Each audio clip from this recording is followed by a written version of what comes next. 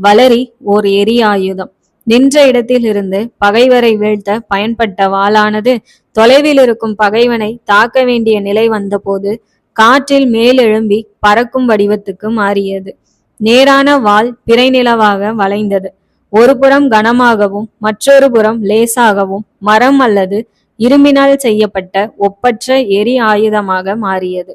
இவற்றில் திரும்பி வரும் வகை, திரும்பி வராத வகை என்று இரண்டு வளரிகளை பரம்பினர்கள் பயன்படுத்தினர். இன்றைய இரவு போருக்கு பரம்பினர் திரும்பி வரும் வகையை கொண்டு வந்திருந்தனர்.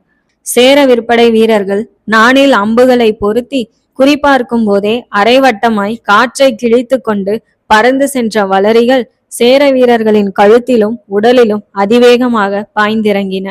கேடயம் ஏந்தியவாறு சேர வீரர்கள் நேராக வரும் அம்புகளை எதிர்பார்த்திருக்க, அவர்களின் இடப்புறத்தில் இருந்தும் வலப்புறத்தில் இருந்தும் ஏராளமான வளரிகள் பறந்து சென்று சேர வீரர்களை வீழ்த்தின.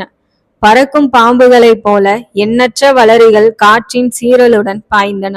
காற்றின் ஓசை இசையாக சேர வீரர்களின் கதறல் பாடல் வரிகளாயின. பகையின் கழுத்தை தவறவிட்ட வளரிகள் மீண்டும் எரிய சொல்லி பரம்பினரின் கைகளுக்கு அரைவட்டமாய் திரும்பி வந்தன. முன்னேறியவாறே கையை உயர்த்தி வளரியை பற்றிய பரம்பு வீரன் மீண்டும் வீசினான். குருதியை சுவைக்காமல் வளரி அடங்க மறுத்தது. உயிரை சுவைக்காமல் பரம்பினன் அடங்க மறுத்தான்.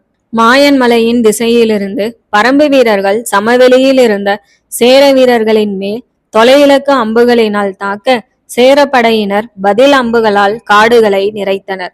இரு தரப்பின் அம்புகளும் இலக்கின்றி பறந்து கொண்டிருக்க, திடீரென மரங்களின் மேலிருந்து பரம்பின் அம்புகள் பறந்து வந்து சேரர்களை வீழ்த்தின.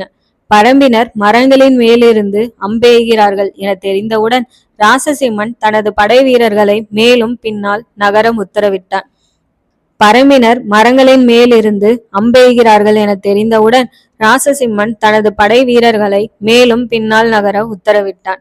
அதே நேரத்தில் சேர வீரர்கள் காடுகளுக்குள் மரங்களின் ஊடே இருளில் முன்னேறிய போது வலப்புறத்தின் உயர்ந்த மரத்தின் மேல் அமர்ந்திருந்த பரம்பு வீரன் இருளில் நகர்வுகளை கண்டான். அடுத்த கணம் தேன் பருந்தின் ஒலி எழுப்பினான். பரம்பு வீரர்களை சுற்றி வளைக்க இம்முறை சேரர்கள் திட்டமிடுவர் என்று பாரி எதிர்பார்த்திருந்தான்.